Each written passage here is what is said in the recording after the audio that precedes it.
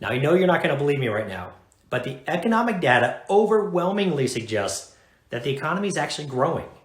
But here's the thing, what if it's all wrong? And what if we're on the precipice of the next recession? We've heard this concern from plenty of folks. The big question is, how bad could it get this time? And what can investors do today to prepare? Well, we've heard that saying that stocks go up on escalators and down on elevators. And no question, it's been an elevator lately.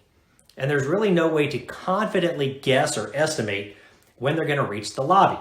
However, I want to provide some insight into what might happen when stocks do get back on that escalator.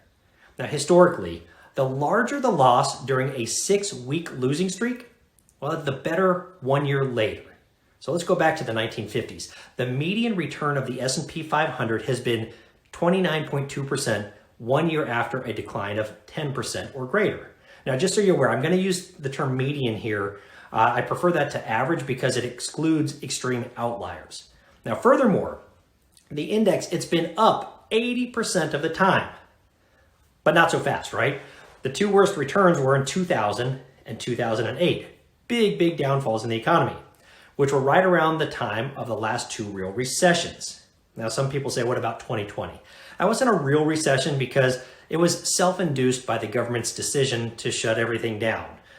So even if history suggests that this too shall pass, what we're going through is going to go away, what if this is the beginning of another recession? How prepared is the country today versus other downturns that we've experienced in the past? Now, I've told you this before, that almost 88% of the U.S. economic activity comes from consumer spending, 70%, and business spending, 18%. So if we know that, we need to assess how well consumers, businesses, and banks, because they provide all the capital to spend, well, how well prepared are they if a recession started today?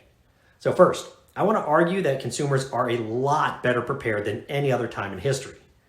The net worth of American households, it has surged from $110 trillion, big number, to $137 trillion, bigger number, in the last 2 years. Now, wealth creation like this, it's staggering. And it's not just the rich getting richer. The bottom 50% saw the biggest percentage gain as well. More net worth translates to a bigger cushion when compared to the years leading into the financial crisis or the dot-com bust years and years ago. Additionally, if we track debt payments as a percentage of personal income over time, it's close to a historic low. Whereas back in 2008, it was at a high.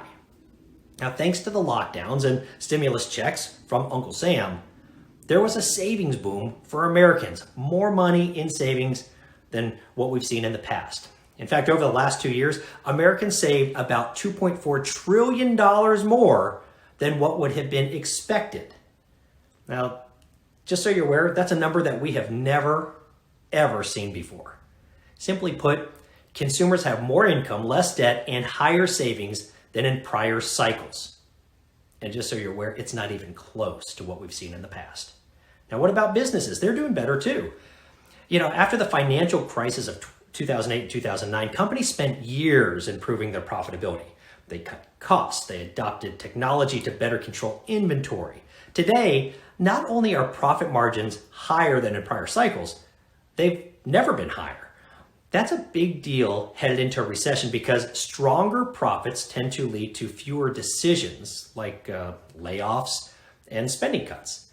So just as deleveraging put consumers in a better spot today relative to 2008, it's done the same for businesses over that same period of time. Now today, the corporate balance sheets are the cleanest in decades by comparing debt to earnings. Lastly, it's not just consumers sitting on a pile of cash. Corporations, what we call corporate cash mountains, it's reaching new peaks as well. Finally, what about those that lend us money, the banks? When a consumer wants to buy a house or a car, they usually take out a loan, right? And same thing with companies. If they need to buy raw materials or expensive equipment, they also go to the bank and use their money. Therefore, if banks restrict access to lending, it can take time for the economy to recover from a recession. But The thing is, banks often restrict lending when they have taken on too much risk, which is one of the reasons why it took so long for banks to really start lending again after the financial crisis of 2008 and 2009 and even into those following years. But excess reserves, well, that refers to the cash held by a bank above and beyond the reserves required by the government. Now, these excess reserves, they act as a buffer during downturns, kind of that cushion, right? And they help protect banks from financial losses and ensure that they've got enough money to pay their bills and honor the withdrawals of good folks like us. Now, leading into prior recessions, banks, they really had very, very little to no cushion, very tight. Now, since 2009, banks have grown this cushion into the trillions of dollars. And in doing so, if a recession were to occur today, the risk facing banks, quite frankly, it appears nowhere close to prior cycles. So I think where we have to get is, what's the bottom line? What does all of this actually mean? As of today, the data overwhelmingly suggests that the U.S. isn't in a recession. Retail sales and corporate profits, they've actually remained relatively strong. Companies right now, they can't hire fast enough, and consumers continue to transition back to normal after 2 years of solitude. But the Fed, they could not have done a worse job managing inflation over the past 18 months. I think we can all agree. Their inability to see that exploding the money supply by over 40% would be more than just transitory. That has put the U.S. in a position where a recession, quite frankly, is likely in the coming years. But that's fact of the matter. Recessions do happen. And I think that's the bad news. But the good news is that recessions don't usually last long relative to expansions. And the duration of recessions, it's actually been shrinking over time. The U.S. has experienced 34 recession cycles since 1854, and they all lasted on average about 17.5 months. Now, let's change the time frame a little bit. Let's go back to 1945, and the average recession has lasted 11 months during that period of time. And while every recession is different, and consumers and businesses and banks appear to be far better today than they ever did in the past, this could help further mitigate the depth and duration of a recession, should one arrive. The one thing I want to stress to you is we firmly believe that simply running to cash without a plan is not the best way to prepare for the next recession. While we have some strategies that will cash out and go back into the market at different times, we got to be careful about just saying we want to go into cash until it feels right, because it never feels right. Now, here's the other thing. We don't necessarily feel that the concept of staying the course is the right solution either.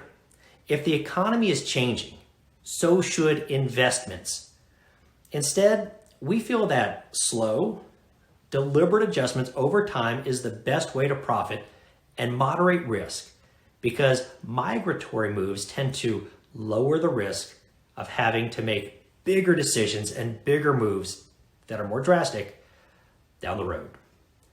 Now, as you know, we continue to adjust our investment strategies to prepare for a potential slowdown in economic activity, but we also don't want to move too far too fast and take any potential off the table.